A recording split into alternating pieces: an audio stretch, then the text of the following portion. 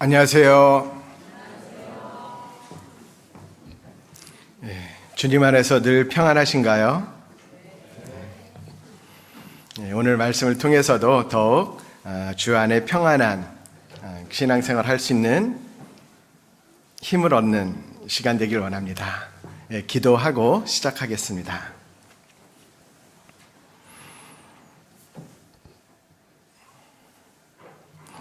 살아계셔서 역사하시는 거룩하고 자비로우신 하나님 아버지, 주님의 크신 사랑으로 우리를 구원하여 주시고 주님의 몸된 교회 안에 거하며 교제할 수 있도록 이끌어 주시는 주님의 은혜에 감사드립니다. 주님 원합니다. 지금 머리 숙여 이 자리에 함께 있는 우리 김복교회 식구들 한 사람도 주님 오시는 그날까지 떨어지지 아니하고 주님의 몸된 교회를 섬기며 주님의 복음을 위해서 살다가 머지않아 오시는 주님을 맞이할 때에 후회함이 없이 온전한 기쁨으로 주님을 맞이하는 우리 형제 자매들 될 수 있도록 도와주시옵소서. 오늘 또 함께 모여있는 우리에게 주님의 말씀을 심어주시고 그 말씀이 우리 안에 능력이 되어서 살아 움직여서 차가워지는 마음이 있다면 뜨겁게 불살라 주시고 굳어지는 마음이 있다면 그 마음을 깨워주셔서 온전히 우리의 마음이 주님을 향해 불타오르고 주님의 말씀이 심겨지게 합당한 마음이 될 수 있도록 도와주시옵소서. 그래서 오늘 심겨지는 말씀이 우리 신앙생활의 귀한 계기가 되고 새로운 결단이 되는 귀한 시간 될 수 있도록 도와주시옵소서. 오늘 이 자리 가운데 함께하지 못한 지체가 있다면 어디 있든지 그 마음과 생각을 지켜주시고 늘 주님의 몸된 교회 가운데 몸과 마음이 하나가 될 수 있도록 도와주시옵소서. 영육 간의 강건함을 주시옵소서. 특별히 이 시간 모든 것을 희생하고 주님의 복음만을 위해서 살고자 해외 각처에 나가 있는 많은 선교사님과 또 가족들 주님께서 기억하여 주셔서 주님의 복음의 말씀을 전하는데 부족함이 없도록 지켜주시옵소서. 특별히 몽골 다르앙 그리고 러시아의 울란우대 이르크츠크 기억하여 주셔서 말씀 전하시는 우리 정명교 선교사님과 여러 전도인들 더욱 함께하여 주시옵소서. 오늘의 모든 시간을 주님께 의지합니다. 우리 구주 예수님 이름으로 기도드립니다. 아멘. 오늘 하나님의 말씀 말라기입니다. 말라기는 구약의 제일 마지막이고 마태복음 바로 앞에 있습니다. 말라기 3장 7절입니다.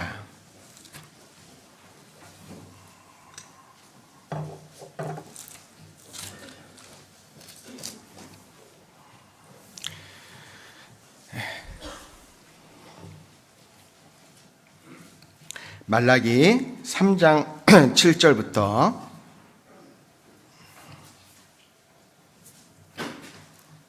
12절까지 제가 읽겠습니다.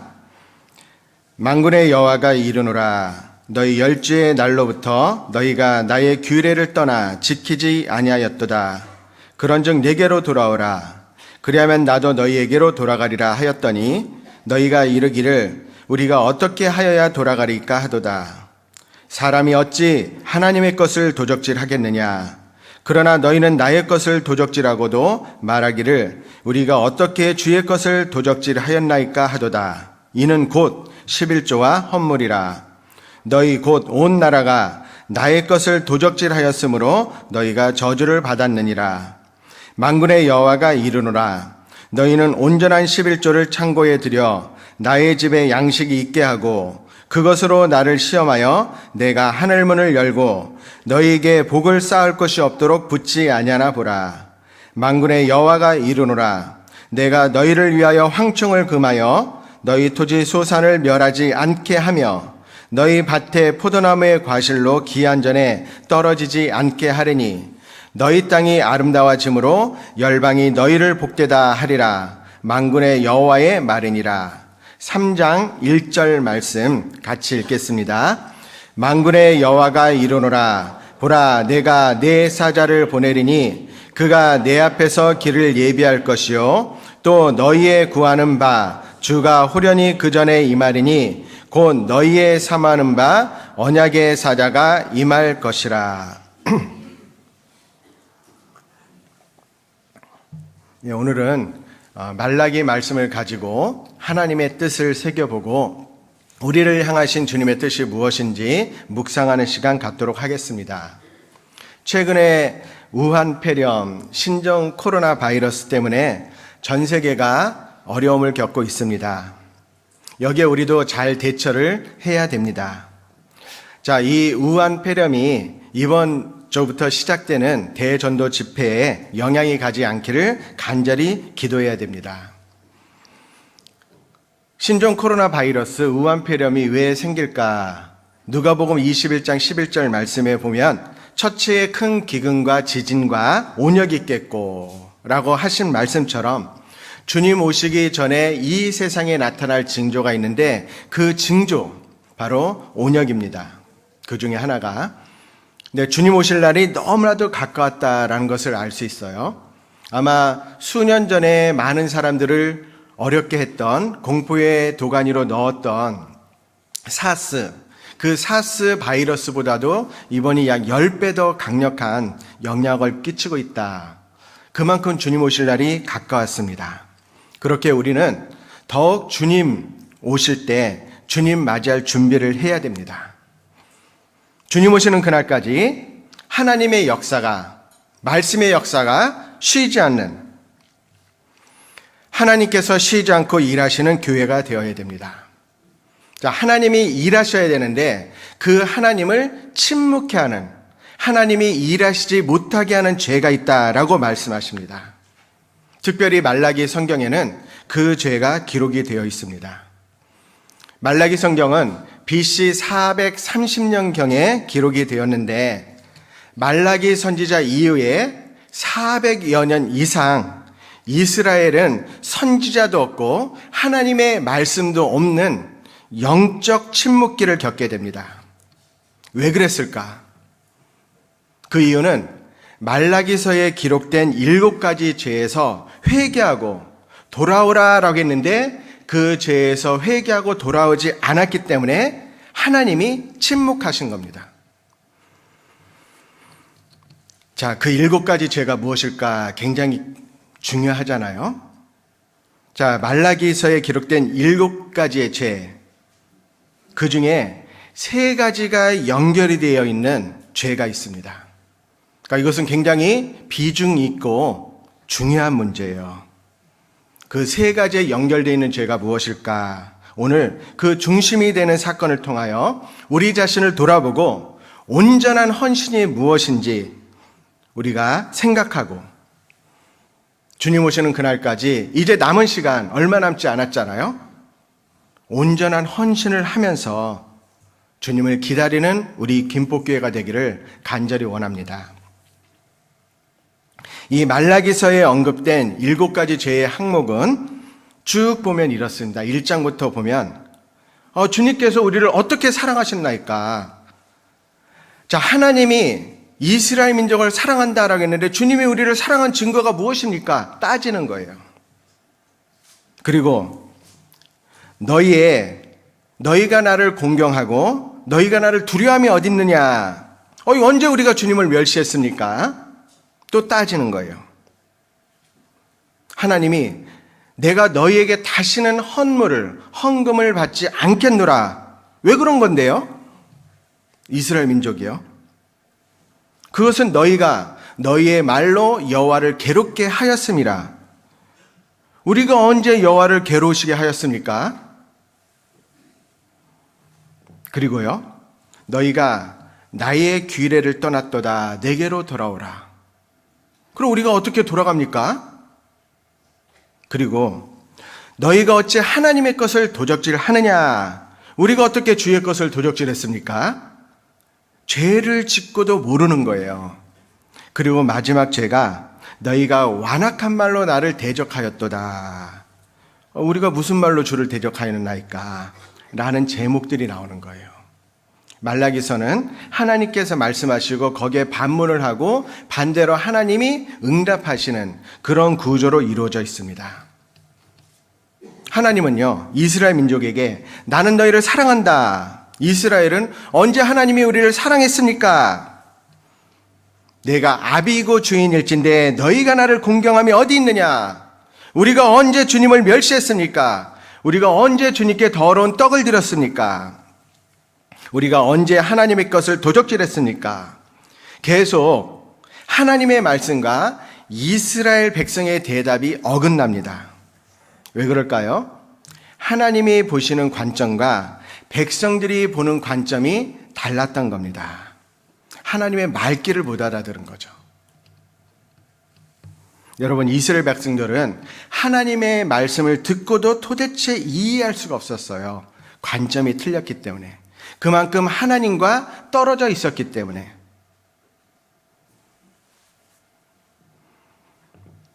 오늘도 하나님의 말씀이 전해지는데 이 말씀이 정말 여러분의 가슴에 심겨져야 됩니다. 여러분, 400년 넘게 이스라엘 민족에게 하나님이 침묵했던 가장 큰 죄 가운데 하나가 말라기서에서 기록된 것이 무엇일까? 8절입니다. 사람이 어찌 하나님의 것을 도적질하겠느냐? 그러나 너희는 나의 것을 도적질하고도 말하기를 우리가 어떻게 주의 것을 도적질하였나이까 하도다. 자, 하나님의 것을 도적질했다. 하나님, 우리가 어떻게 해야 주님께 돌아갑니까?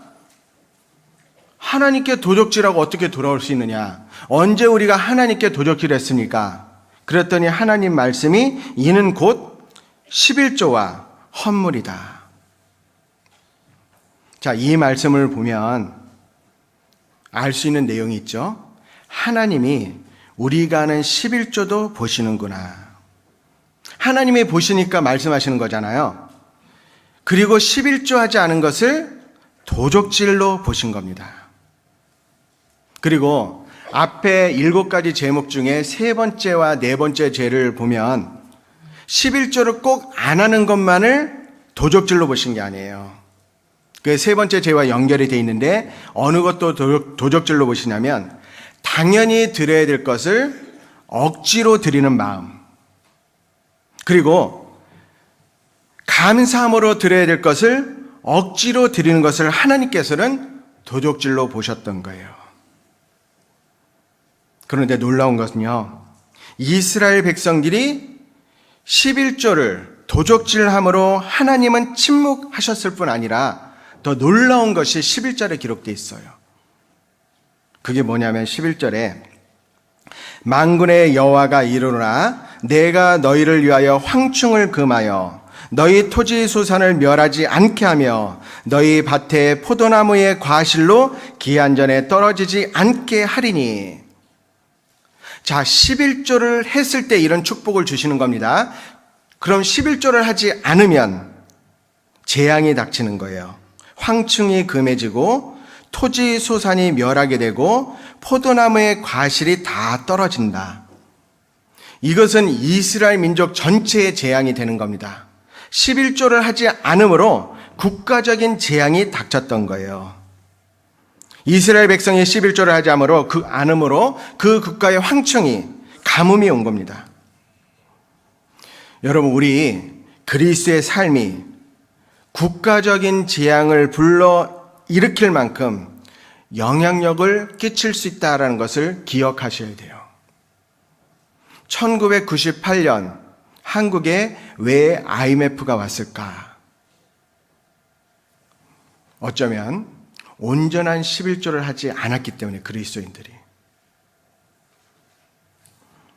자, 우리 개인의 삶은 개인의 삶으로 그치지 않는다라는 겁니다.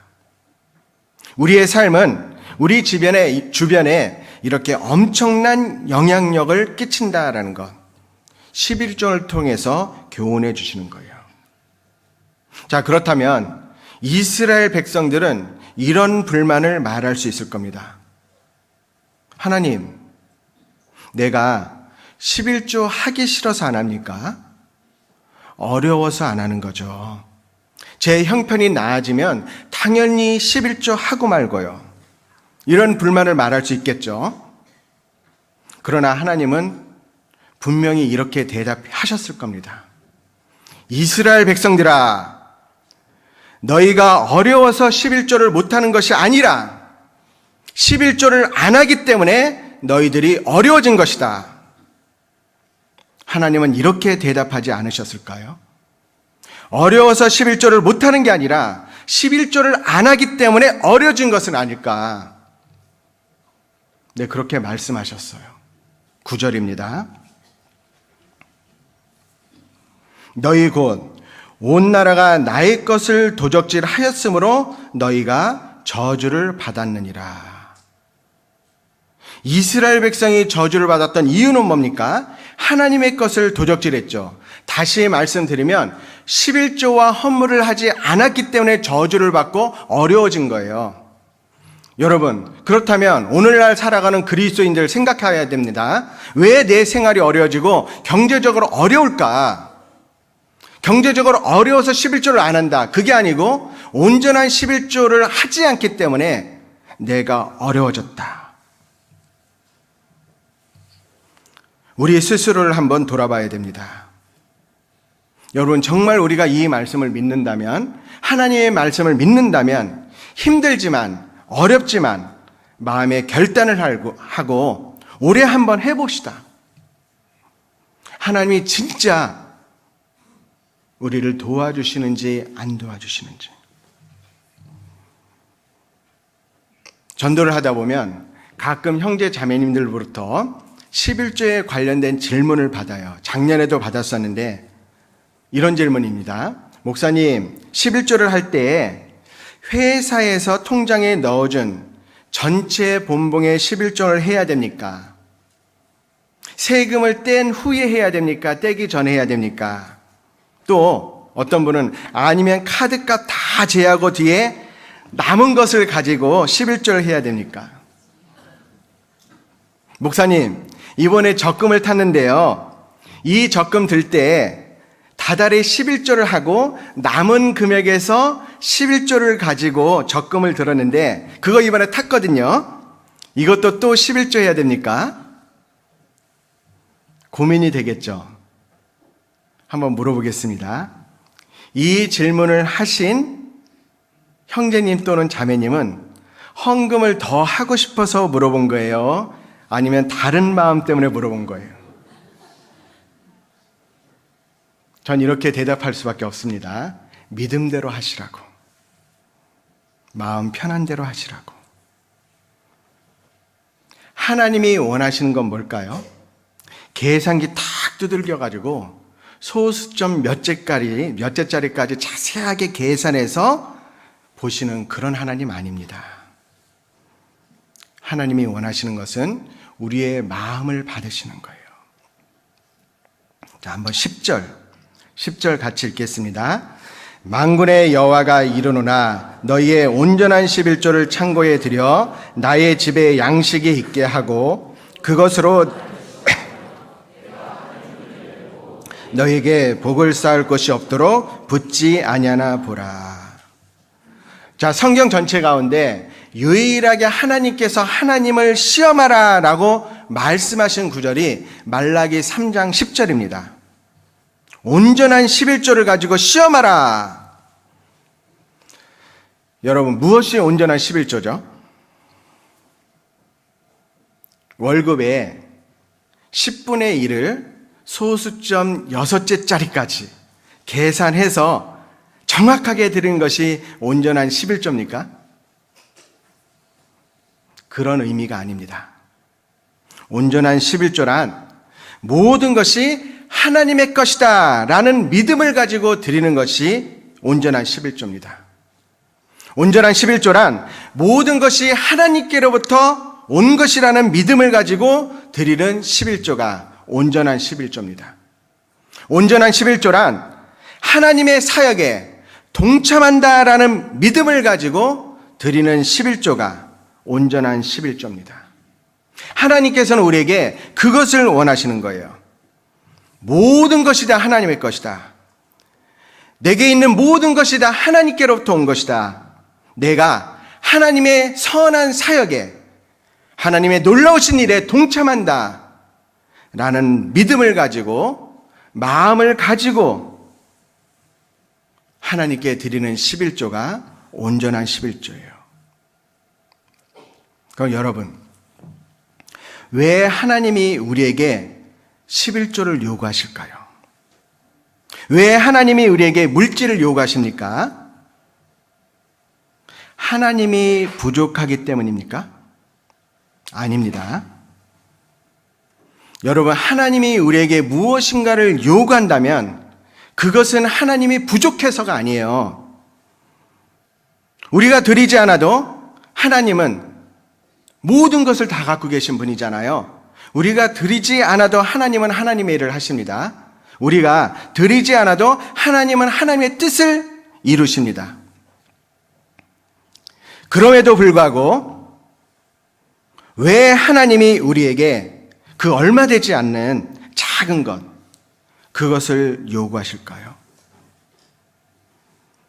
말라기 3장 10절의 말씀을 근거로 해서 본다면 그 이유가 뭐냐? 하나님께서 우리에게 복을 주시기 위함입니다. 하나님은 우리에게 복을 주시기 위해서 우리에게 희생을, 때로는 물질을 요구하시는 거예요. 11조는 하나님께서 우리에게 주시는 축복의 통로가 되는 겁니다. 여러분들도 이렇게 자녀들이 있잖아요. 그 자녀들에게 더 주고 싶은 자녀가 있는가 하면 준 것을 뺏고 싶은 그런 자녀들도 있잖아요. 줘도 안 아까운 자녀가 있는가 하면 주면서도 진짜 얄밉고 아까운 그런 자녀가 있어요. 자, 어떤 자녀들일까요? 자, 부모로부터 받은 것을 가지고 부모를 기쁘게 해줄 줄 아는 자녀, 더 주고 싶죠? 그런 자녀에겐 진짜 줘도 안 아까워요. 부모님 생신을 꼬박꼬박 챙기고 부모가 준 용돈을 아껴가지고 편지 한 통 딱 쓰고, 그리고 어머니 아버지 선물 챙겨드리고, 또 부모님 결혼 기념일을 딱 기억해서 그때가 되면은 용돈 아껴서 선물을 주는 그 자녀, 어때요? 줘도 아까워요, 안 아까워요? 안 아깝잖아요. 더 주고 싶죠? 그런데 블랙홀 자식도 있습니다. 주는 족족 사라지는 자식. 그래도 부족하다고 다고다고 하는 자식. 줘도 부족하다고 하는 자식. 진짜 그런 자식은 줄 때마다 믿고 얄밉고 아까워요. 뺏고 싶어요. 자, 하나님 앞에 내 모습은 어떤 모습일까요? 더 주고 싶어하는 자녀일까? 준 것을 뺏고 싶은 자식일까? 자, 바로 온전한 11조. 자, 그런데 11조다라고 표현한다면 어떤 분들은 헌금 설교라고 생각해서 마음의 부담을 가질 수 있어요. 11조, 모든 것의 11조입니다. 거기에는 물질도 들어가지만 시간도 들어가고 재능도 들어가고 모든 것이 포함이 되기 때문에 온전한 헌신, 그래서요, 특별히 아직 믿음 가운데 성장하지 못하거나 혹시 이 자리 가운데 구원받지 않은 분이 있다면 이것을 시간이나 재능으로 들으시고, 그리고 내가 구원받은 지 2년 이상 되고 신앙 가운데 있다라고 생각한다면 물질로 더 깊이 생각하시기 바랍니다. 그게 맞을 거예요. 그런데 이 11조 온전한 헌신을 우리에게 명하신 이유는 축복을 주시기 위한 거거든요. 자, 온전한 11조는, 온전한 헌신은 하늘문을 여는 열쇠라고 기록되어 있잖아요. 자, 여러분, 2020년, 2020 거꾸로 하면 어떻게 되죠? 0202. 2020년 0202. 오늘이 0202예요. 2월 2일 맞죠? 2020년 거꾸로 0202. 오늘의 말씀이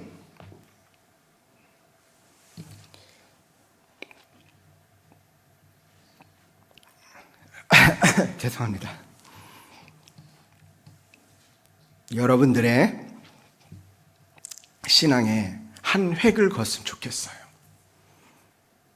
그 날짜가 특별하잖아요.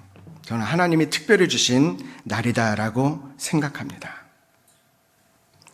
2020년 한 해 오늘을 기점으로 우리 하늘문을 열어봅시다. 하늘문을 열어서 우리가 마음껏 하나님의 축복을 누려보는 한 해가 되기를 간절히 원합니다. 하늘문을 열고 닫는 열쇠는 놀랍게도 하나님이 갖고 계신 게 아니에요. 우리가 갖고 있습니다. 우리가 하늘문을 열 수도 있고 하늘문을 닫을 수도 있다라는 겁니다. 하늘문을 열고 닫는 키는, 열쇠는 하나님이 가지고 계신 게 아니라 우리가 갖고 있는 거예요. 자, 말라기 3장 표시해 두시고 시편 31편입니다. 말라기 3장 표시해 두시고 시편 31편 19절입니다.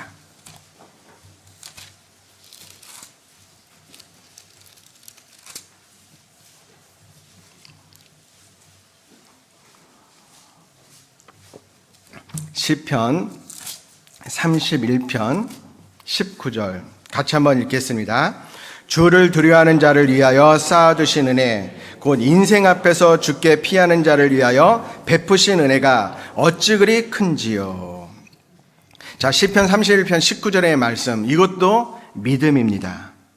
진짜 자기가 받은 은혜를 세어볼 줄 아는 사람, 내가 받은 은혜가 얼마나 큰지를 아는 사람, 이거 믿음이잖아요. 하나님에게는 쌓아두신 은혜가 있습니다. 자기에게 피하는 자, 주를 두려워하는 자를 위하여 쌓아두신 은혜가 있다라고 말씀하십니다. 제가 얼마 전에 말씀을 드린 예화인데 거기에 조금 더 버전업이 돼서 좀 더 업데이트가 된 예화가 있더라고요. 어떤 그리스도인이 천국에 갔습니다. 그런데 베드로 사도가 천국을 관광시켜준 내용 들으셨죠? 근데 이 사람이 어떤 지역에 갔는데 큰 창고들이 잔뜩 세워져 있더래요. 아주 큰 건물들이. 베드로 사도님, 저 건물들은 무엇이죠? 예, 저 건물들은 하나님이 사랑하는 하나님의 자녀들에게 주시기 위해 쌓아두신 선물 창고입니다. 아, 그래요? 그래서 창고 건물을 지나가는데 건물 앞에 그 건물의 주인 이름이 적혀 있는 거예요. 김홍집도 적혀 있고 조성환도 적혀 있고 다 적혀 있는 겁니다. 그런데 어떤 창고 앞에 갔는데 자기 이름이 써 있는 거예요. 베드로 사도님, 이 창고는 제 건가요? 아, 예, 형제님 겁니다. 그래요? 그럼 문 좀 열어주세요. 그런데 이 베드로 사도가 굉장히 난감해하는 겁니다.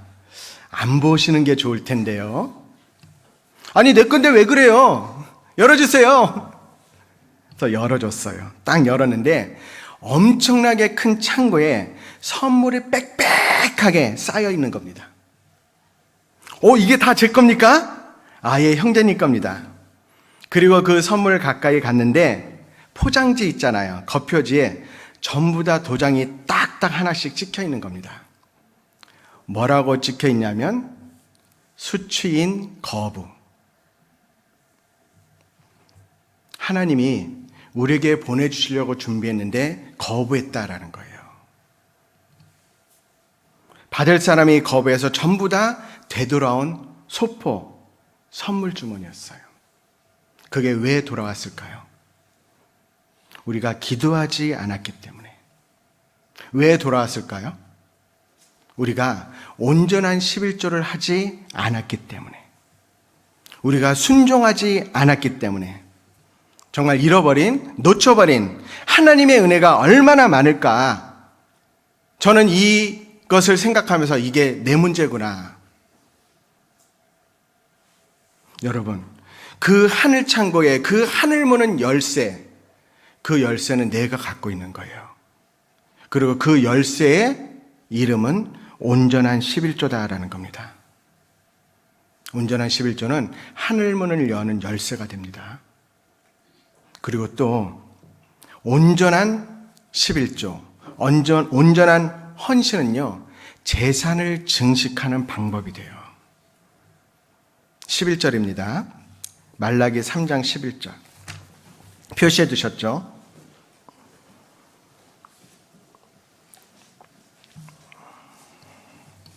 (3장 11절도) 같이 읽겠습니다. 만군의 여호와가 이르노라. 내가 너희를 위하여 황충을 금하여 너희 토지 소산을 멸하지 않게 하며 너희 밭의 포도나무의 과실로 기한전에 떨어지지 않게 하리니. 여러분, 부자 되는 방법이 뭐죠? 많이 버는 것이 부자 되는 방법. 네, 그것뿐만이 아니죠. 바로 부자 되는 방법은 지출을 막는 거예요. 온전한 11조를 할 때 하나님이 새는 물질을 막아주시겠다라는 겁니다. 내가 떨어지는 과일을 막아주마, 황충을 막아주마, 쓸데없는 낭비를 막아주겠다라는 겁니다. 학계에서 성경을 보면 이스라엘 민족이 경제적으로 어려워지는 거예요. 그 이유가 뭐냐? 하나님께 온전한 헌금, 하나님께 온전한 헌신을 하지 않았기 때문에 그것이 샌 것인데, 거기에 보면 이스라엘 민족이 많이 벌어서 전대에 넣는 겁니다. 근데 아무리 넣어도 채워지잖아요. 왜요? 하나님이 그 전대에 구멍을 뚫으셨다라는 거예요. 그래서 구멍 뚫어진 전대에 넣어도 계속 새니까 쌓이지 않죠. 부자 되는 방법이 뭡니까? 새지 않는 것. 네, 새지 않도록 하나님이 막아주시겠다라는 거예요. 여러분, 온전한 11조는 재산을 증식하는 방법이 되는 겁니다. 많이 벌어야만 부자가 되는 것이 아니라 번 것을 하나님이 잘 지켜주셔야 부자 되는 거잖아요. 하나님이 지켜주시겠다라는 거예요. 또 한 가지, 온전한 11조는 하나님과의 관계를 회복시켜 줍니다. 온전한 헌신은 하나님과의 관계를 회복시켜 주는 거예요. 12절 같이 읽겠습니다. 너희 땅이 아름다워짐으로 열방이 너희를 복되다 하리라. 만군의 여호와의 말이니라. 황폐화되어 버린 그 땅을 온전한 11조를 드리면 아름답게 해주겠다. 뭘 말합니까? 온전한 11조를 드릴 때 하나님과의 관계가 회복이 되어서 하나님이 축복해 주시고 그 땅을 아름답게 만들어 주신다라는 거예요. 근데 중요한 것은 하나님과의 관계가 회복이 되면 사람과의 관계도 회복이 되잖아요. 부부관계, 자식과의 관계, 이웃과의 관계, 직장 동료와의 관계, 모든 인간관계의 기본이 하나님과의 관계잖아요. 잠언 16장 7절 말씀에 보면 사람의 행위가 여호와를 기쁘시게 하면 그 사람의 원수라도 그로 더불어 화목하게 하시느니라. 나의 행위, 그 온전한 11조를 드릴 때 하나님이 기뻐하십니다. 그 하나님을 기쁘시게 하면 그 사람의 원수라도 그로 더불어 화목해 하신다라고 하셨어요. 온전한 11조는 하나님과의 관계도 회복해주고 사람과의 관계도 회복이 되는 겁니다. 너무나도 중요한 거잖아요. 그리고 뿐만 아니라 온전한 헌신, 온전한 11조를 하는 교회가 축복을 받아요. 여기 계신 우리 형제자매님들 묻고 싶어요. 김포교회를 사랑하십니까? 대답이 없으시네요. 김포교회를 사랑하십니까? 맞죠? 그리고 우리 김포교회가 하나님께 축복을 받고 성장하는 것을 간절히 원하십니까? 그렇다면 온전한 11조를 하셔야 돼요. 여러분, 온전한 헌신, 온전한 11조를 하는 교회가 성장하는 겁니다. 우리 주변에 성장하는 교회를 보십시오. 진짜 마음껏 전도하고 많은 열매를 맺는 교회를 보십시오. 희생하고 헌신하는 교회예요. 초대교회 당시 대표적인 교회가 성장했던 교회가 빌립보 교회입니다. 여러분, 빌립보 교회는 사도행전 16장을 보면 사도 바울이 빌립보 지역에 가서 전도해서 그때부터 시작된 교회잖아요. 그 강가에 사도 바울이 기도처가 있는가 해서 찾다가 이제 빨래터에서 빨래하는 루디아를 만나고 그 루디아를 전도함으로써 빌립보 교회가 시작이 됐습니다. 그리고 그 이후에 빌립보서가 기록이 되었는데 빌립보에서 전도하고 약 10년 정도 지난 다음에 사도 바울이 로마 감옥에서 기록한 것이 빌립보서입니다. 그런데 이 빌립보서를 보면 10년이 지난 다음에 빌립보 교회가 얼마나 급성장했는지를 볼 수 있는, 알 수 있는 단어가 나와요. 빌립보서에. 뭘까요? 한번 찾아보겠습니다. 빌립보서 1장.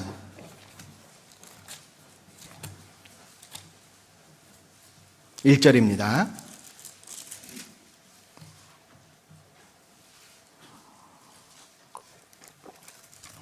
(1장 1절) 같이 읽겠습니다.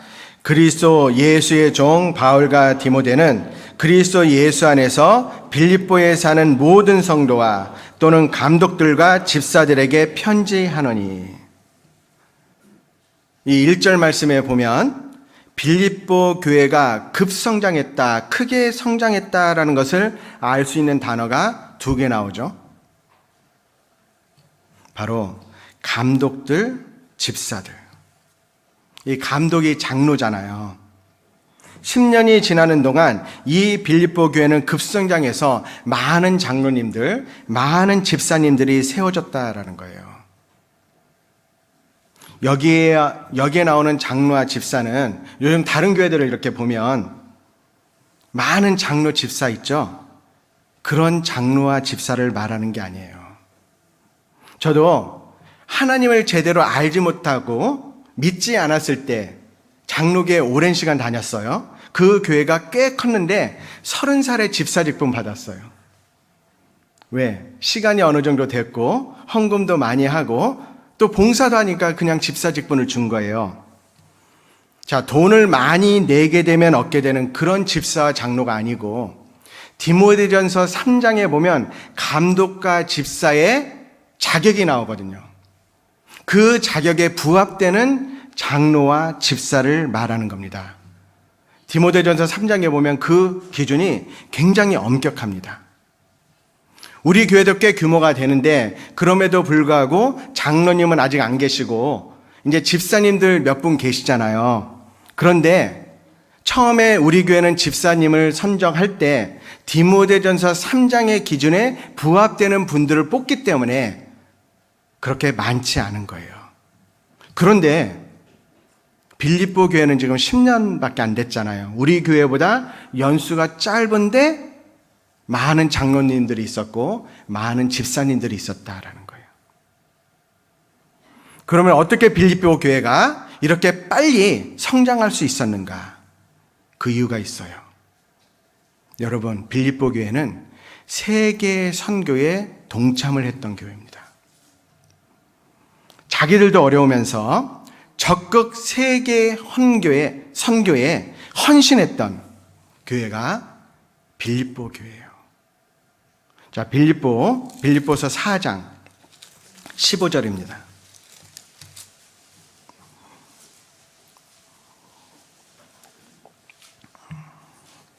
4장 15절. 빌립보 사람들아, 너희도 알거니와 복음의 시초에 내가 마게도냐를 떠날 때에 주고받는 내 일에 참여한 교회가 너희 외에 아무도 없었느니라. 데살로니가에 있을 때에도 너희가 한 번, 두 번 나의 쓸 것을 보내었도다. 내가 선물을 구함이 아니요 오직 너희에게 유익하도록 과실이 번성하기를 구함이라. 18절 같이 읽겠습니다. 내게는 모든 것이 있고 또 풍부한지라. 에바브로디도 편에 너희의 준 것을 받음으로 내가 풍족하니 이는 받으실 만한 향기로운 제물이요 하나님을 기쁘시게 한 것이라. 이 빌립보 교회는 부유한 교회가 아니었습니다. 고린도후서 8장 1절과 2절 그리고 7절의 말씀을 보면 넘치는 연보가 있었는데 이것은 극한 가난이 저희로 풍성한 연보를 넘치게 하였다. 빌립보교회는 극한 가난 속에 있었습니다. 그럼에도 불구하고 넘치는 연보를 했다. 극한 가난 속에 넘치는 헌금을 했다. 빌립보 교회는요, 자기들도 힘들고 어렵지만 더 어려운 마케도니아죠. 지역의 여러 교회들, 데살로니가 교회, 그리고 아시아에 있는 여러 교회들에게, 아가에 있는 교회들, 그 고린도 교회에게 헌금을 하면서 도왔던 거예요. 자기들도 어려운데 넘치는 헌금을 했습니다. 그것이 바로 빌립보 교회가 급성장할 수 있었던 비결입니다. 해외 선교에 적극적으로 동참해야 돼요. 제가 처음에 우리 김포교회에 와서 해외 선교 나갈 때 어떤 유치원 학생이었나요? 자기가 가지고 왔던 저금통 깼잖아요. 그렇죠. 그 금액이 꽤 그래도 크게 나왔어요. 어린아이 치고에 비해선. 그런 헌신을 말하는 겁니다. 옛날에 제가 일본에서 선교할 때 한국에 나왔는데 어떤 할머니 저를 부르시더라고요. 이제 일본으로 가기 전에. 그래서 구석으로 데려가시는 거예요. 내가 뭐 잘못했나? 긴장하고 탁 갔는데 갑자기 이 안에 주머니에서요. 치마를 탁 가더니 이 안에서 돈을 꺼내시는 거예요. 전도사님, 그땐 전도사였으니까 일본 선교에 이것 좀 써주세요.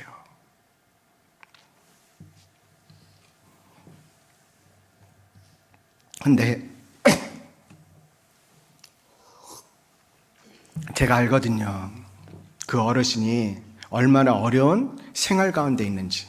그래서요, 폐지를 주보시는 거예요. 80이 넘으신 어르신인데 아마 지금은 소천하셨을 겁니다.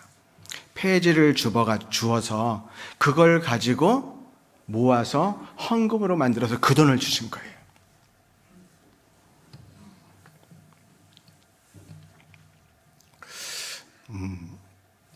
정말 해외 선교를 하면서 한 푼 한 푼 귀하게 사용할 수밖에 없었습니다.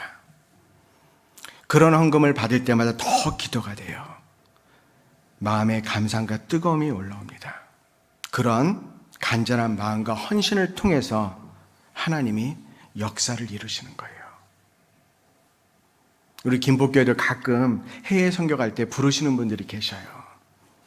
이번에 제가 어렵지만 수년 동안 해외 선교를 위해서 모았습니다. 그런데 제가 가려고 했는데 못 가게 되어서 목사님 대신 이 헌금 그 교회 헌금해 주세요.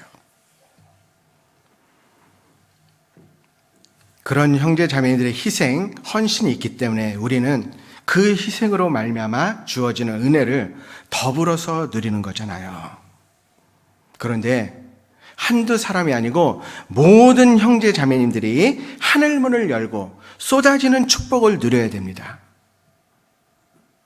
이번에 정말 하나님의 마음을 주셔서 마음이 너무나도 안타까웠던 사건이 이루크츠크 지역에 갔는데 말이 통하지 않아서 말씀을, 하나님의 복음을 우리는 가지고 있는데 그 복음을 전할 수 있는 사람이 없어서 간절하게 눈물의 기도를 드렸었어요. 그게 12월 10일쯤이잖아요.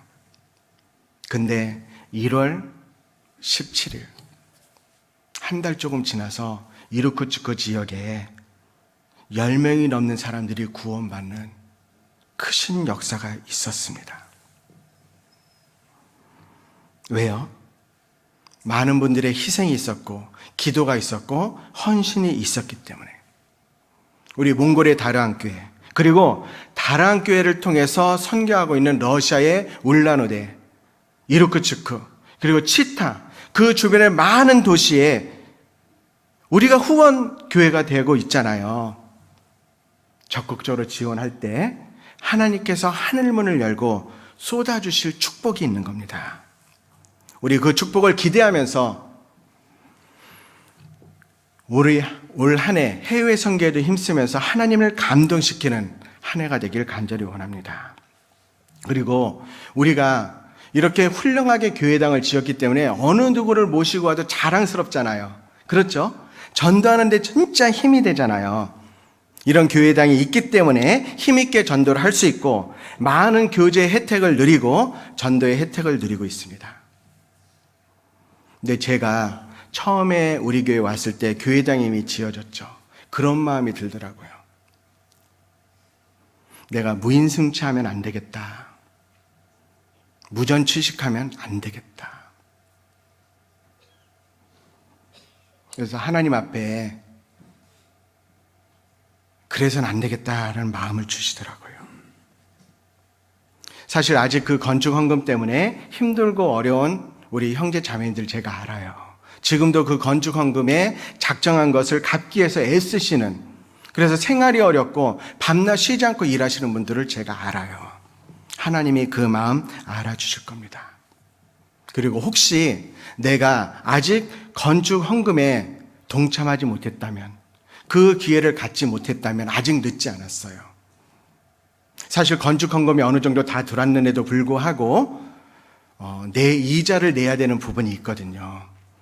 거기에 정말 내가 할 수 있다면 이제라도 작정하셔서, 우리 이자를 내는 게 아직 많이 버겁거든요. 그래서 한 구자에 5만 원 또는 10만 원 해서 건축 헌금을 해 주실 때 분명히 하나님께서 기뻐해 주실 겁니다. 그렇게 해서 같이 가기를 원합니다. 그리고요, 우리가 온전한 헌신, 온전한 11조를 할 때 우리는 기적을 경험하게 됩니다. 요한복음 6장에 보면 오병이어의 기적이 나오죠. 그 오병이어의 기적은 성경 사복음서, 마태복음, 마가복음, 누가복음, 요한복음, 그 사복음서에 다 나오는 사건이에요. 왜요? 그만큼 중요하기 때문에 그렇게 다루신 거예요. 근데 오병이어의 기적을 일으켰던 그 시작 출발점이 뭐였습니까?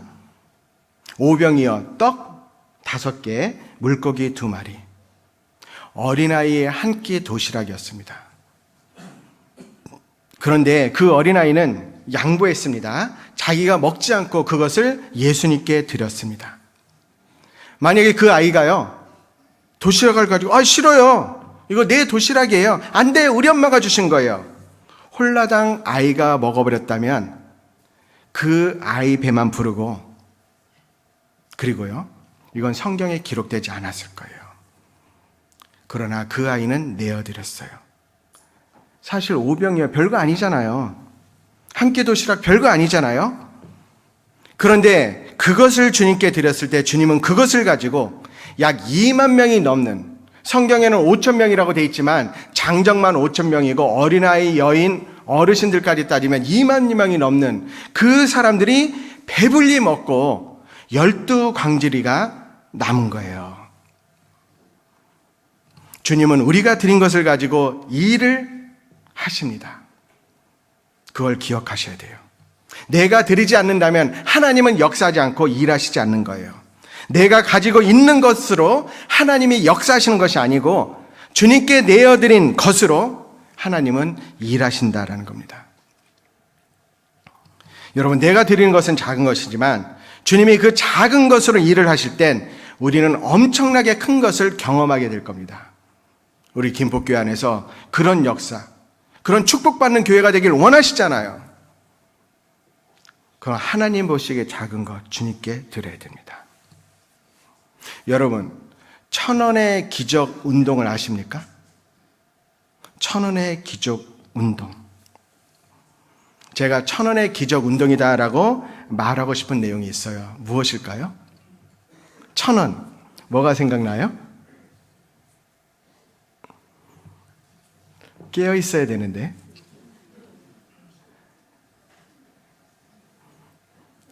카페 선교부 자매님들 여러분, 1,000원 하면 뭐 생각나요? 네, 아메리카노 한 잔.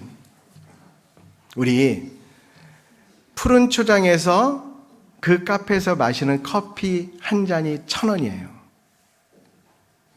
그런데 그것으로도 도움이 되는 겁니다. 나는 1,000원에 동참하고 싶은데 커피는 못 마셔. 예, 다른 차도 많이 있습니다. 자, 그 1,000원. 이 1,000원 내가 세상에서 쓰면 아무것도 아니잖아요. 별거 없잖아요. 근데 주님께 드려지는 그 1,000원으로 어려운 우리 후원교회, 교회당 짓는데, LED 사는데, 해외 선교하는데, 자동차 구입하는데, 신방 가는데, 전도하는데 그 1,000원이 쓰여지는 거예요. 여러분, 이 세상에서 가장 가치 있는 돈이 있다면 그것은 무엇일까요? 대재벌 회장님의 돈이 아닙니다. 이 세상에 가장 가치 있는 돈이 있다면 바로 우리 그리스도인의 물질, 교회에 연결되어서 복음에 연결되어서 사용되는 돈이, 그 물질이 가장 가치 있는 돈이 되는 거예요. 나를 위해 쓰는 1,000원, 아무것도 아니잖아요. 나를 위해 쓰는 10,000원, 보잘것없잖아요. 그러나 주님께 드려지면 큰 것이 돼요. 여러분, 이번에는 그럼 10,000원의 기적을 아십니까? 갑자기 김포교에서 10,000원짜리 파는 게 뭐가 있지?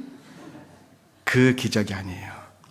여러분, 이 10,000원을 가지고 마트에 가면 살 것 있어요, 없어요? 예? 너무 작잖아요, 10,000원이란 게. 근데 10,000원을 들고 마트에 가면 10,000원이 정말 작아져요. 근데 이 10,000원을 들고 헌금통 앞에 서보십시오. 작아져요, 커져요? 웃지 말고 한번 대답해 보세요. 작아져요, 커져요? 그게 10,000원의 기적입니다. 마트에 가면 작아지는 것이 헌금통에 가면 커지는 것. 10,000원. 퀴즈입니다. 10,000원은 좀 실감이 안 되세요? 10만 원으로 해볼까요? 우리 주부 자매님들, 10만 원 가지고 마트에 가면 살 게 있어요, 없어요? 제대로 살 게 없죠. 너무 적은 거예요. 근데 그 10만 원을 가지고 헌금통 앞에 갔다. 작아져요, 커져요? 그건 또 10만 원의 기적입니다. 여러분, 그런데 그 작은 것이 주님께 드려지면 주님은 일하신다라는 것. 그리고 온전한 헌신은, 온전한 11조는 사랑과 비례하는 겁니다. 내가 주님을 사랑하는 만큼만 우리는 헌신할 수 있어요. 주님을 사랑한 만큼만 주님께 드릴 수 있다라는 겁니다. 말씀 찾아보겠습니다. 누가복음 7장 40절. 누가복음 7장 40절.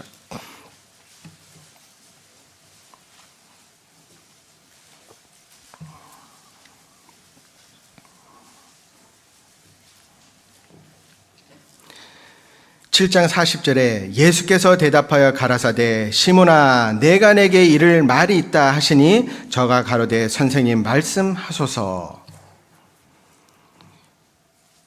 이 말씀은, 이 사건은 성경에서 굉장히 유명한 사건입니다. 예수님께 향유를 붓는 사건이죠. 이 사건도 마태복음, 마가복음, 누가복음, 요한복음 4곳에 다 나오는 사건이에요. 근데 누가복음에 나오는 사건은 다른 세 복음서에 나오는 사건과 조금 틀립니다. 다른 세 복음서에 나오는 것은 마리아가 예수님께 향유를 붓는 모습이지만 이 마가복음의 7장은 아직 예수님께서 십자가에 달리기 전이기 때문에 그 마리아가 아니었어요. 37절 말씀에 보면 그 동네에 죄인인 한 여자가 있어 라고 되어 있습니다. 동네에 어떤 창녀예요. 여기에 죄인이라고 해석이 되어 있지만 학자들은 창녀로 보고 있습니다. 자, 그 창녀인 여인이 예수님께 나와서 비싼 향유를 머리에 쏟아붓고 눈물로 예수님의 발을 씻기고 예수님의 발에 입 맞추는 사건. 그런데 예수님을 초대했던 시몬, 그 시몬이라는 바리새인은 그 광경을 보고 의심합니다. 내가 예수님이 선지자인 줄 알고 우리 집에 초대했는데 이분도 별일 없는 분이구나. 별 볼 일 없는 분이네.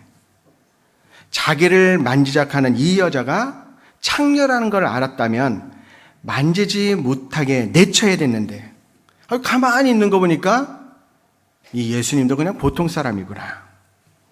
이렇게 생각하고 있는데 예수님께서 그 시몬의 생각을 읽으시고 하시는 말씀이요. 41절부터 43절까지.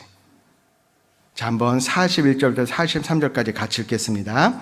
가라사대 빚주는 사람에게 빚진 자가 둘이 있어 하나는 500데나리온을 졌고 하나는 50데나리온을 졌는데 갚을 것이 없으므로 둘 다 탕감하여 주었으니 둘 중에 누가 저를 더 사랑하겠느냐. 시몬이 대답하여 가로되 제 생각에는 많이 탕감함을 받은 자니이다. 가라사대 내 판단이 옳다 하시고 예수님이 그냥 전곡을 콱 찌르신 겁니다. 시몬아, 너와 저 창녀의 차이점이 무엇인 줄 아느냐? 창녀는 많이 용서받았기 때문에 나를 더 사랑하고 너는 나를 사랑하지 않았다. 즉 헌신의 문제는 사랑의 문제다라는 거예요.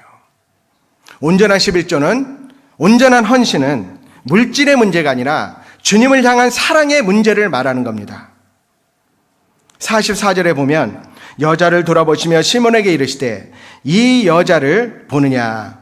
내가 내 집에 들어올매 너는 내게 발 씻을 물도 주지 아니하였으되 이 여자는 눈물로 내 발을 적시고 그 머리털을 씻었으며 너는 내게 입 맞추지 아니하였으되 저는 내가 들어올 때로부터 내 발에 입 맞추기를 그치지 아니하였으며 너는 내 머리에 감람류도 붓지 아니하였으되 저는 향유를 내 발에 부었느니라.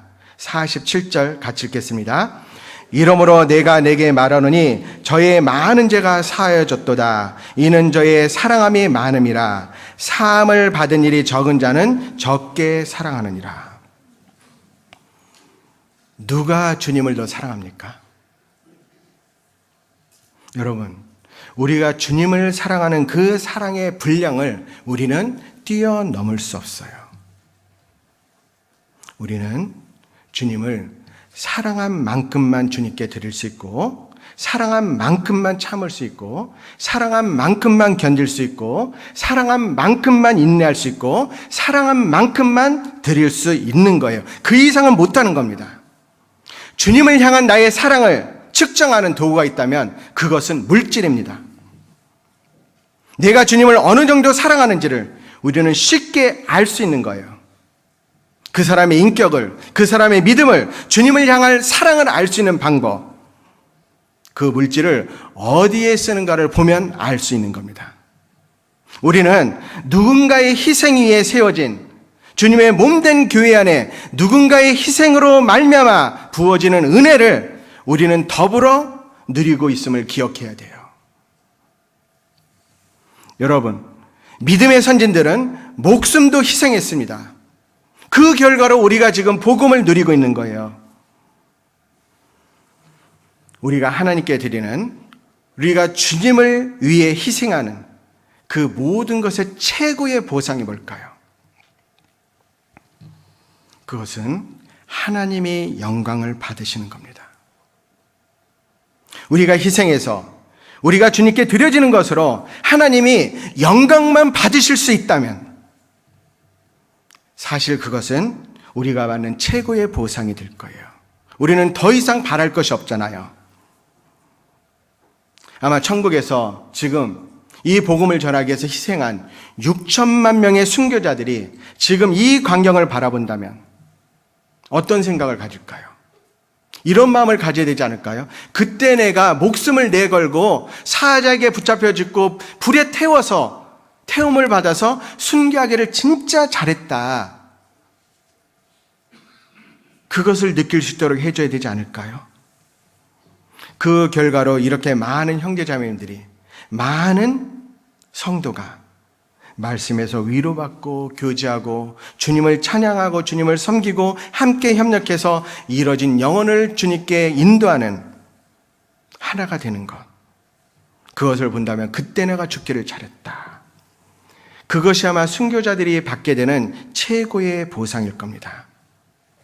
자, 믿음의 선진들이 희생했던 그 희생에 최고의 보상이 있다면 하나님의 영광이 나타나는 거예요. 신앙생활을 잘하는 방법 중에 하나.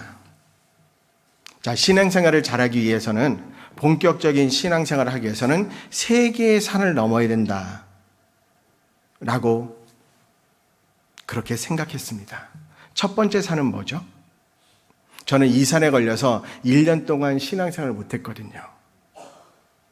이단의 산. 이단이 무엇인지 분명히 알아야 되는데, 괜히 많은 사람들이 우리 교회 성도 빼앗기기 싫으니까 우리 교회를 괜히 이단이라고 공격하잖아요. 이단이 뭐죠? 성경적으로 잘못 가르치는 것, 예수님의 뜻에 틀리게 가르치는 것, 그게 이단이에요. 우리 교회는 성경대로 가르치는데 많은 사람들이 우리 교회 못 오게 하려고 이단이라고 합니다. 그 산을 잘 넘으셔야 돼요. 또 하나의 산이 있다면 그것은 인간관계의 산이잖아요.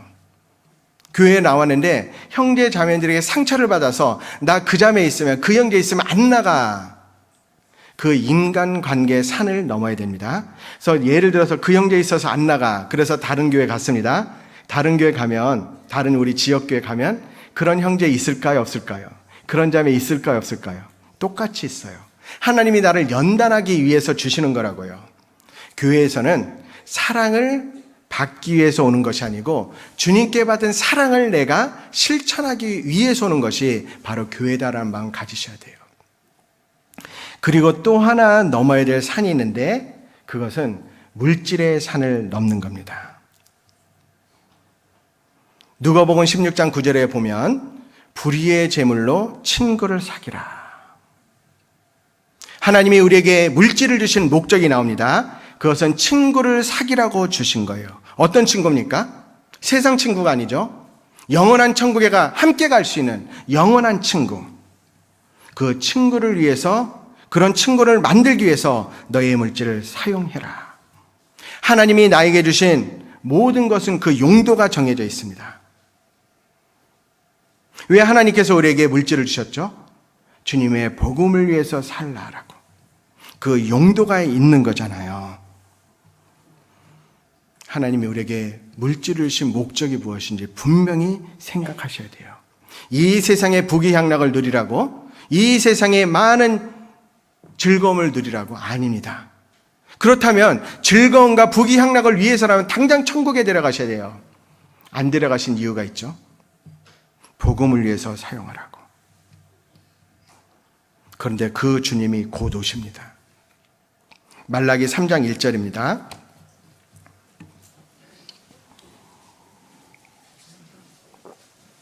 말라기 3장 1절. 만군의 여호와가 이르노라. 보라, 내가 내 사자를 보내리니 그가 내 앞에서 길을 예비할 것이요. 누구를 말합니까? 말라기서에서 예언되어 있는 세례 요한의 출현을 말하는 거예요. 예수님 오시기 전에 그의 사자가 되었던 세례 요한. 그리고 또 너희의 구하는 바 주가 호련히 그 전에 임하리니 곧 너희의 사모하는 바 언약의 사자가 임할 것이라. 누굽니까? 예수님이 오시는 것을 말씀하시는 거예요. 예수님 올 때가 가까웠으니까 이제 그 주님을 맞이할 준비해라. 주님이 오시면 새 마실 겁니다. 이 땅에서 우리가 잘 살았는지 못 살았는지, 우리에게 주신 그 재능을 올바로 사용했는지 못 사용했는지, 우리에게 주신 그 물질을 복음의 용도에 맞게 사용했는지 사용하지 않았는지. 여러분, 그 주님이 곧 와서 나를 심판하실 텐데 그 주님 맞이할 준비해야 돼요. 물질은 그 용도에 사용해야 됩니다. 그리고 이 물질은 하늘문을 여는 열쇠도 되지만 우리의 신앙을 잡아뜨리는 장애물도 될 수 있어요. 누가복음 18장 24절 25절의 말씀에 보면 예수께서 이제 불쌍한 그 청년을 보면서, 재물을 사랑했던 청년을 보면서 재물이 있는 자는 하나님의 나라에 들어가는 것이 어떻게 어려운지, 약대가 낙타가 바늘귀로 들어가는 것이 부자가 하나님 나라에 들어가는 것보다 쉬우니라. 재물이 있음으로 인해서 신앙생활을 가로막고 그 재물의 마음이 뺏기면 신앙생활 제대로 못한다라는 말씀이죠. 그렇다고 재물 있는 자가 다 신앙생활 못하는 건 아니에요. 우선순위를 잘 둬야 된다는 겁니다. 재물은 하늘 문을 여는 열쇠도 될 수 있지만 온전한 헌신, 온전한 11조를 하지 못한다면 우리 신앙을 넘어뜨리는 장애물도 될 수 있습니다. 그리고 오늘 전 이렇게 생각해 봤어요. 11조는 무엇이다? 여러분에게 11조는 무엇이다라고 생각합니까? 저는 11조는 사랑이다. 여러분, 예수님을 사랑하십니까? 11조가 사랑이라고 했더니 대답이 없는 거예요? 여러분, 예수님 사랑하십니까? 정말 사랑합니까? 제가 이틀 전에 42구역 구역 모임에 갔어요. 한 꼬마가 평상시에 교회당에서 만나도 저에게 먹을 걸 주는 꼬마예요. 누구라고 얘기하진 않겠습니다. 그 꼬마가 저한테 조용히 와서 귓속말로 속삭이는 거예요. 목사님, 사랑해요. 너무 좋더라고요. 그런데 아직 어리기 때문에 사랑하는 것과 좋아하는 것의 차이를 알지 못하니까 사랑한다라고 말한 것 같아요. 근데 저를 좋아하는 건 틀림없습니다. 근데 여러분, 좋아하는 것과 사랑하는 것의 차이를 아십니까? 내가 예수님을 사랑합니다 라고 하는데 좋아하는 것이지 사랑하는 것이 아닐 수도 있다고요. 어제 한 분께서 저에게 메시지를 보내주셨어요. 근데 이 시간에 읽어드리라고 보낸 메시지 같아요. 자, 좋아하는 것과 사랑하는 것의 차이를 아십니까? 가령 내가 누군가를 좋아하는 것은 그 사람으로 인해 내가 행복해졌으면 하는 것이고, 내가 누군가를 사랑하는 것은 나로 인해 그 사람이 행복해지기를 바라는 것이다. 좋아하는 것은 욕심이 생기고 사랑하는 것은 그 욕심을 포기하게 되는 것이다. 좋아해 라는 말을 들으면 가슴이 뛰고 설레지만 사랑해 라는 말을 들으면 눈물이 난답니다. 자, 꽃을 좋아하는 사람은 그 꽃을 꺾지만 꽃을 사랑하는 사람은 그 꽃에 물을 주는 거예요. 좋아하는 사람은 그 사람을 내 곁에 두고 싶어 하지만 사랑하는 사람은 내가 그 사람 곁에 있고 싶어 합니다. 누군가를 좋아한다라는 것은 내 감정에 충실하게 하지만 누군가를 사랑한다라는 것은 그 사람의 감정에 충실하게 되는 거예요. 좋아한다는 것은 나를 세우는 것이요, 사랑한다라는 것은 나를 희생하는 것이다라고 할 수 있습니다. 여러분, 정말 예수님을 사랑하십니까? 예수님은 제자들을 사랑하셨습니다. 요한복음 13장 1절 말씀에 보면 예수님은 세상을 떠나 아버지께로 돌아가실 때가 이른 줄 아셨을 때 더욱 제자들을 사랑하시되 끝까지 사랑하시니라. 처음 제자들이 예수님을 따라다니게 되었을 때 좋아하는 감정으로 시작했다라고 할 수 있습니다. 왜냐하면 좋아했기 때문에 예수님으로 인해 자신들이 행복해져야 됐고, 좋아했기 때문에 예수님으로 인해 자신들이 영예의 자리를 앉기를 원했어요. 좋아했기 때문에 예수님으로 인해서 자신들이 능력 갖기를 원했고, 예수님으로 인해 자신의 목표를 성취시켜야 됐습니다. 이랬던 제자들이 예수님의 사랑을 진정으로 알게 되었을 때, 그리고 자신들도 예수님을 진정 사랑하게 되었을 때 그들은 바뀌었습니다. 예수님을 위해서 자신의 모든 것, 자신의 목숨까지도 내어줄 수 있게 되었어요. 사랑하기 때문에. 사랑하기 때문에 자신의 감정에 충실하지 않고 예수님의 감정에 충실하게 되었고, 사랑하기 때문에 예수님이 부활하신 후에 갈릴리의 7 제자들을 찾아갔을 때 그 사랑 고백이 나오잖아요. 예수님이 부활하시고 갈릴리에 있는 7 제자를 찾아가셨습니다. 7 제자들은 밤새 그물질을 했어도 아무것도 잡지 못하고 허탕치고 배고팠던 그 제자들을 위해서 예수님이 물가에서 아침 식사를 준비해 주셨잖아요. 그리고 실컷 먹게 하신 후에 베드로를 불러서 물으십니다. 요한의 아들 시몬아, 내가 이 사람들보다 나를 더 사랑하느냐? 주여, 그러하이다. 내가 주를 사랑하는 주께서 아시나이다. 예수님이 그런 베드로에게 내 어린 양을 먹이라. 예수님이 2번째 물으십니다. 요한의 아들 시몬아, 네가 나를 사랑하느냐? 주여, 그러하였다. 내가 주를 사랑하는 줄 주께서 아시나이다. 내 양을 치라. 예수님이 3번째 물으십니다. 요한의 아들 시몬아, 네가 나를 사랑하느냐? 베드로에게 3번이나 연거푸 네가 나를 사랑하느냐라고 물으시자 베드로는 근심하기 시작했어요. 주여, 모든 것을 아시오매 내가 주를 사랑하는 줄 주께서 아시나이다. 내 양을 먹이라. 예수님은 베드로에게 네가 나를 사랑하느냐라고 물으시지만 실제로는 네가 비로소 나를 사랑하고 있구나 확인시켜 주신 거예요.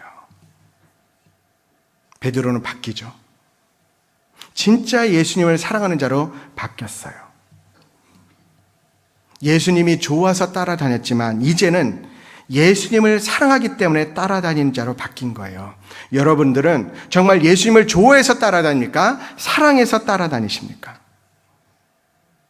그 동일한 질문은 요한에게도 물어보셨을 거예요. 요한아, 네가 나를 사랑하느냐? 야고보야, 네가 나를 사랑하느냐? 도마야, 나다나엘아, 안드레야, 빌립아, 네가 나를 사랑하느냐? 그 질문을 지금 이 시간 우리에게 물으십니다. 홍지바, 네가 나를 사랑하느냐? 여러분에게 아무개야, 네가 나를 사랑하느냐? 어떻게 대답하시겠습니까? 주여, 모든 것을 아시오매 내가 사랑하는 줄을 주께서 아시나이다. 여러분, 정말 예수님을 사랑하십니까? 온전한 11조를 하지 않고 사랑한다라는 말, 그 말을 하나님께서는 어떻게 받으실까요? 11조는 사랑입니다. 그리고 여러분, 11조는 율법이 아니에요. 율법은 3,500년 전에 모세에 의해서 주어진 것인데 그때부터 11조가 생긴 것이 아니고 그 모세가 하나님께 율법을 받기 500년 전에 아브라함 때 그 아브라함이 멜기세덱 제사장, 예수님이죠. 그 멜기세덱에게 11조를 먼저 드렸어요. 또 율법이 생기기 이전에 야곱도 하나님께 11조를 드렸어요. 율법이 아닙니다. 그 11조는 뿐만 아니라 마태복음 23장 23절에 보면 예수님도 11조는 하라라고 말씀하셨잖아요. 맞죠? 화 있을진저 외식하는 서기관들과 바리새인들이여, 너희가 박하와 회양과 근체와 11조를 드리되 율법에 더 중한 바 의와 인과 신은 버렸도다. 그러나 이것도 행하고, 헌금이죠, 11조도 행하고 저것도 버리지 말아야 할 것이니라. 예수님도 말씀하셨어요. 우리가 이 11조에 대한 거, 온전한 11조를 잘 알아야 됩니다. 온전한 헌신이 무엇인지, 어디에서 시작하는지 잘 알아야 돼요. 이스라엘 백성에게 하나님의 침묵이 400년 이상 계속되었던 그 이유, 11조와 헌물을 드리지 않았기 때문에 그래요. 하나님께서 우리 가정에, 우리 직장에, 우리 학교에 역사하시지 않는, 침묵하시는 이유가 어쩌면 내가 온전한 헌신, 온전한 11조를 하지 않기 때문은 아닐까요? 11조는 하나님이 모든 것을 주셨다는 증거로 드리는 것이고 감사의 표시잖아요. 11조는 하나님이 온전한 11조를 드리라고 하셨고 이스라엘 백성들이 11조를 하지 않았기 때문에 토지 소출량이 줄고 망했던 거예요. 여러분, 말라기 성경, 말라기서 성경의 가장 핵심적인 단어가 뭔지 압니까? 세례요한이 예수님께 와서 외쳤던 그 말, 회개하라 천국이 가까웠느니라. 회개예요. 회개하셔야 됩니다. 주님 오실 날이 너무나도 가까웠는데 내가 온전한 헌신을 하지 않았다면, 온전한 11조를 하지 않았다면 이 시간 내 마음의 문을 열고 회개하셔야 돼요. 그런즉 내게로 돌아오라. 그래야만 나도 너에게로 돌아가리라. 약속하신 거예요. 그 온전한 11조의 축복을 우리가 알게 될 때 우리는 주님께 드리는 모든 것, 나의 시간, 나의 재능, 나의 재물, 나의 모든 것을 드릴 때 즐겨낼 수 있잖아요. 고린도후서 찾아보겠습니다. 고린도후서 9장 6절.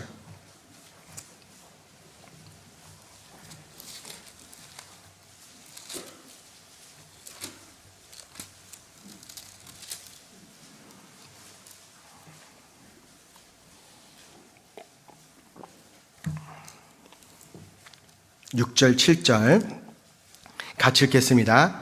이것이 곧 적게 심는 자는 적게 거두고 많이 심는 자는 많이 거둔다 하는 말이로다.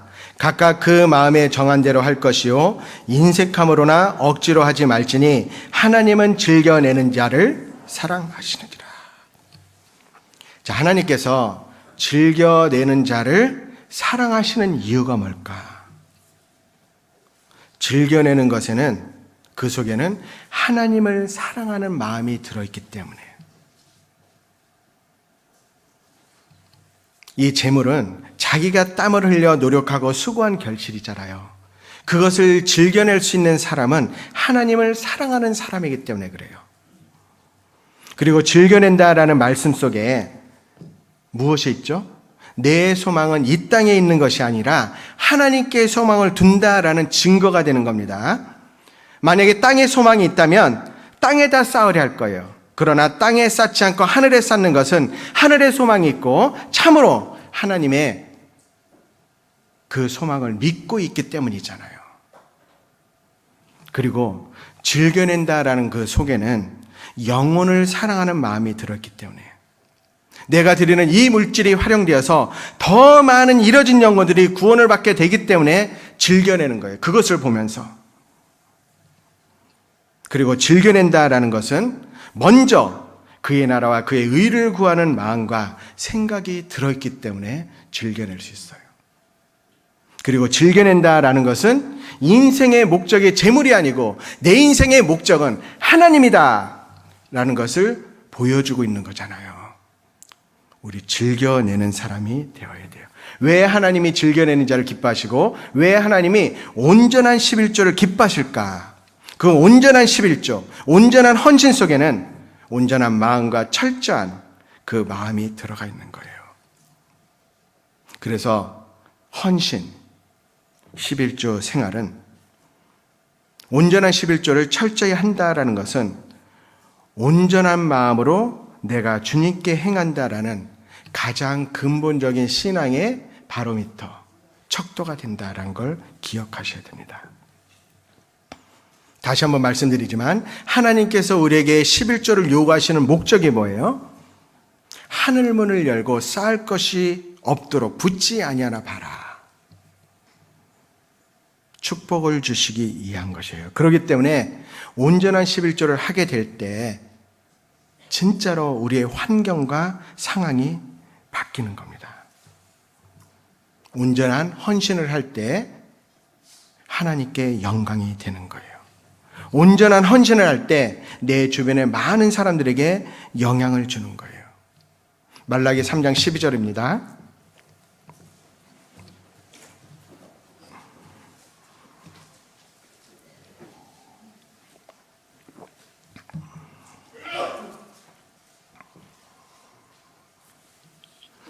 12절 같이 읽겠습니다. 너희 땅이 아름다워짐으로 열방이 너희를 복되다 하리라. 만군의 여호와의 말이니라. 우리가 물질 생활을 바르게 할 때 우리의 신앙이 회복이 되고 또 그것을 보는 많은 사람들, 우리가 온전한 11조를 할 때 번창되잖아요. 그것이 열방에 구원받지 않은 사람들에게 영향력을 주고 그것으로 인해서 그분들도 하나님을 섬기게 되는 거예요. 신약 성경을 보면 그리스도인들이 물질 생활을 바르게 할 때 많은 좋은 영향을 미치고 힘있게 복음을 증거할 수 있는 힘이 됐잖아요. 하나님이 무슨 물질이 필요해? 라고 생각하십니까? 2000년 전에 예수님께서 이 땅에 오셔서 사역을 하실 때도 누가복음 성경에 보면 많은 여인들이 자기들의 소유로 예수님을 섬겼어요. 왜? 우리의 헌신으로 하나님은 일하시기 때문에. 사도 바울이 복음 말씀을 전할 때 빌립보의 성도들이 도왔고 도르가는 구제하는 일이 많았고 예루살렘 성도 교회가 어려울 때 많은 주변 교회들이 예루살렘 교회를 도왔습니다. 그 물질을 바르게 심는 자에게 더 풍성히 채워주시잖아요. 심는 자에게 씨와 먹을 양식을 주시는 이가 너희 심을 것을 주사 풍성하게 하시고 너희 의의 열매를 더하게 하시리라. 우리가 드리는 건 씨잖아요. 씨를 드리는데 그 씨가 심겨지면 자라서 열매 맺고 또 씨도 주는 거예요. 온전한 헌신을 할 때 하나님께서 주시는 결과를 3장 17절에 이렇게 말씀하십니다. 다 같이 읽겠습니다. 만군의 여호와가 이르노라. 내가 나의 정한 날에 그들로 나의 특별한 소유를 삼을 것이요 또 사람이 자기를 섬기는 아들을 아낀같이 내가 그들을 아끼리니. 온전한 헌신, 온전한 11조를 할 때 하나님이 우리를 특별한 소유, 이 특별한 소유가 어떤 영어 성경에 보면 보석으로 되어 있거든요. 여러분, 우리가 하나님께 온전한 헌신, 온전한 11조를 할 때, 주님을 온전히 섬길 때 우리의 삶은 영원히 보석처럼 빛나는 거예요. 그런데요, 하나님께 드리는 이 온전한 헌신을 번패스러운 것, 좀 어려운 말이죠. 말라기 1장 13절에 나오는 단어인데 번패스럽다, 쓸모없다, 드려도 뭐 별거 없다, 그렇게 생각하는 사람을 어리석은 사람, 악인이라고 나와 있습니다. 자, 4장 3절. 또 너희가 악인을 밟을 것이니 그들이 나의 정한 날에 너희 발바닥 밑에 재와 같으리라. 만군의 여호와의 말이니라. 여러분, 보석처럼 빛나는 사람이 될 수도 있고 발바닥 밑에 밟히는 재와 같은 하찮은 사람이 될 수도 있어요. 무엇에 의해서? 온전한 헌신에 의해서. 여러분, 빛나는 삶을 삽시다. 하찮게 살다가 끝나는 그런 인생이 아니라, 그런 그리스도인이 아니라 보석처럼 한번 멋지게 빛을 발하는 삶을 살다가 주님 앞에 서기를 원합니다. 그런데요, 헌금을 할 때 주의사항이 있어요. 나는 헌금을 하는데 안 하는 사람을 정죄하거나 판단해서는 안 돼요. 저 형제는 할 수 있는데, 저 자매는 할 수 있는데 왜 안 해? 아니, 저 어려운 형제자매들은 하는데, 저 어려운 자매인들은 하는데 저 형제는 왜 안 해? 그런 생각은 접으세요. 우리는 나만 할 도리를 하시면 되는 겁니다. 그 이유가 18절에 나오죠. 18절도 같이 읽겠습니다. 3장 18절. 그때 너희가 돌아와서 악인과 의인과 악인이며 하나님을 섬기는 자와 섬기지 아니하는 자를 분별하리라. 하나님을 섬기는 자와 섬기지 아니하는 자를 분별하리라. 네, 이 말씀은 이렇게 읽으셔도 됩니다. 온전한 헌신을 하는 자와 형식적인 신앙생활을 하는 자의 차이점을 분명히 알게 될 것이다. 분별하리라 라는 이 성경을 쉬운 일본어 성경을 보면 이렇게 나와 있습니다. 마타 가미니 츠카에로 모노또 츠카에 나이 모노또노 치가이요 미루고또니 나루. 죄송합니다. 이렇게까지 읽으려고 하진 않았는데, 자, 하나님을 섬기는 자와 섬기지 않는 자의 그 차이를 분명히 보게 될 것이다. 물론 이 땅에선 모를 수도 있을 거예요. 온전한 헌신을 드렸던 형제 자매들의 삶과 형식적인 신앙생활을 하고 있는 그리스도인의 차이점이 이 땅에서는 드러나지 않을 수도 있어요. 오히려 때로는 적당하게 타협하고 사는 그리스도인들이 이 땅에서 훨씬 더 잘 사는 것처럼 보일 수도 있어요. 그러나 부러워하지 마십시오. 왜냐하면 이 땅에서의 삶은 연습이거든요. 우리의 진짜 삶은 올라가서 시작되는 겁니다. 그리스도인의 진짜 생애는 위에서 시작되는 거예요. 온전한 헌신을 하는, 온전한 11조를 하는 사람과 형식적인 신앙을 했던 사람의 차이점, 분명하게 알게 되는 날, 그날이 곧 오고 있습니다. 그렇기 때문에 상대방이 하냐 안 하냐 절대 비난하지 마세요. 오히려 불쌍히 여게 될 거예요. 그것을 눈여겨 볼 필요도 없고, 안 한다고 다그치지 마세요.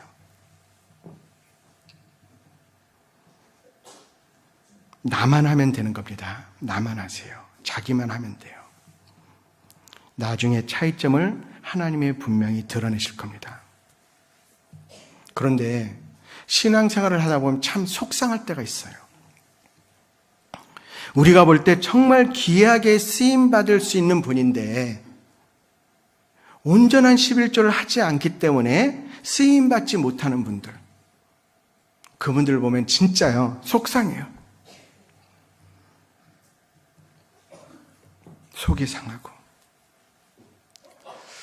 그래서 마음의 결단을 하셔야 돼요.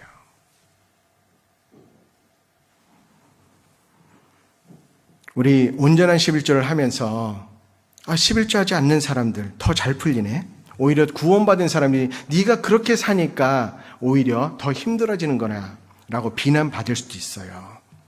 그러나 그 차이는 하나님께 가면 분명히 드러날 것이고, 또 하나님께서 위로해 주신다라고 말씀하셨어요. 말라기 4장 2절입니다.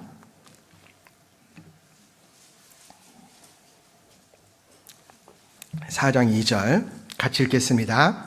내 이름을 경외하는 너희에게는 의로운 해가 떠올라서 치료하는 광선을 발하리니 너희가 나가서 외양간에서 나온 송아지같이 뛰리라. 여러분, 지금은요, 내가 온전한 11조, 온전한 헌금, 온전한 헌신을 하는데도 다른 사람과 비교했을 때 더 나은 것이 없고 더 안 좋다라고 생각할지 몰라도 그날에는 반드시 외양간에서 나온 송아지처럼 뛸 겁니다. 그래, 내가 저 땅에 살면서 힘들고 어려울 때도 변함없이 주님을 사랑하고 온전한 헌신하기를 참 잘했다. 그렇게 자기 자신을 칭찬하고 그러한 자기 자신을 칭찬해 주는 예수님을 만나게 될 거예요. 그래서 우리는 아마 주님 앞에 만나면 송아지처럼 뛰게 될 겁니다. 그날 의로운 해가 떠올라서 하나님이 우리의 마음을 다 치료해 줄 겁니다. 너 그때 참 잘했어. 내가 다 보고 있었어. 그때 희생하기를 진짜 잘했다. 그때 내가 감동했다. 그보다 더 큰 위로가 어디 있을까요? 너 그때 너를 비난하고 너를 오해하고 너를 책망하고 너를 욕했던 너희 가족, 심지어는 구원받았다는 형제 자매들의 비난을 받을 때도 그 마음 변치 않고 묵묵히 흔들림 없이 나를 섬겨준 거 정말 고맙다 라고 하실 거예요. 그리고 주님이 다 치료해 주시고 우리 눈물을 닦아주실 겁니다. 아마존에 아우카 부족에게 복음을 전하러 갔던 짐 엘리엇과 친구들, 그 복음을 전하다가 그 아우카 부족에게 무참히 한순간에 죽임을 당했잖아요. 그것을 보았던 한 기자가 부인을 찾아갔어요. 부인, 참으로 이것은 비극이었습니다. 부인이 대답했어요. 비극이라뇨? 아닙니다. 그것은 축복입니다. 우리 남편은 그렇게 순교당하기 위해서 그곳에 간 것입니다. 그것이 목적이었습니다. 라고. 짐 엘리엇이 외쳤던 말을 우리가 기억한다면 이해할 수 있을 거예요.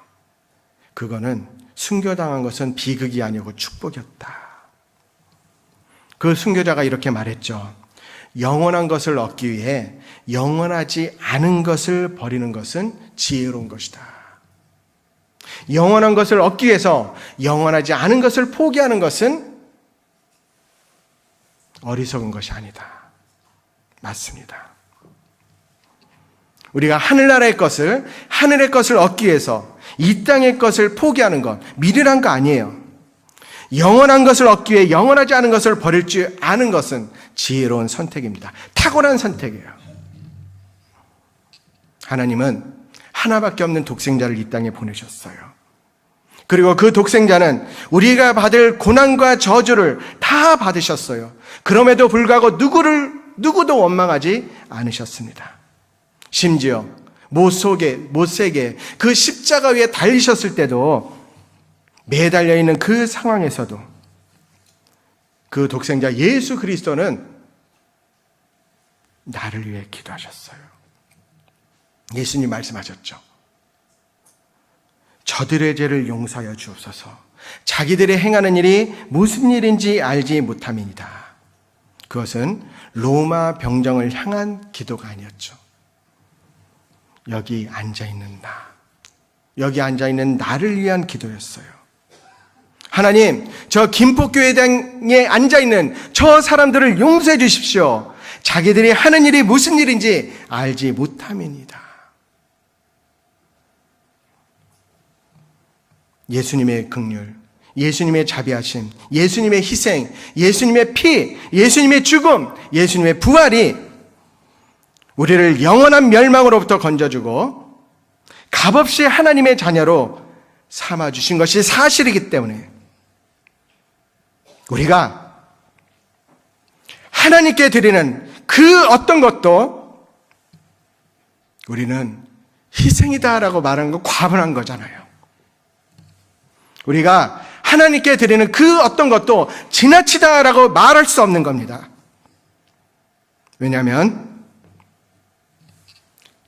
하나님의 하나밖에 없는 독생자가 나를 위해서 희생하시고 나를 위해서 죽으셨기 때문에 내가 그 주님께 드리는 것은 그 어떤 것도 낭비일 수 없어요. 우리가 주님께 드리는 어떤 것도 낭비가 아니라는 겁니다. 오늘 말라기서를 같이 배웠습니다.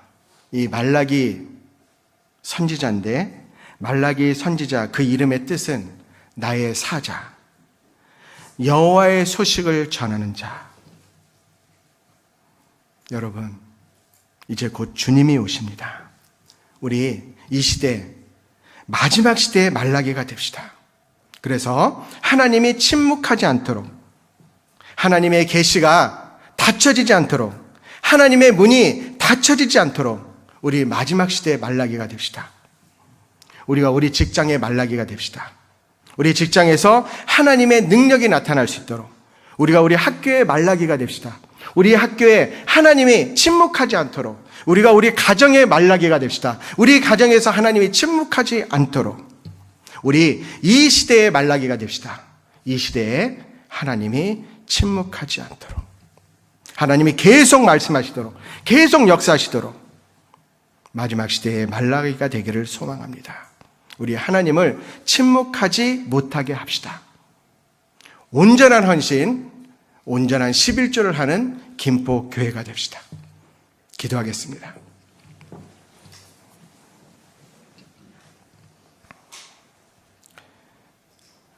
하나님 아버지 감사드립니다. 2430년 전에 말라기 선지자를 통해서 주신 그 교훈, 오늘 우리가 마음속에 되새길 수 있는 귀한 시간 주신 것 감사드립니다. 오늘의 말씀이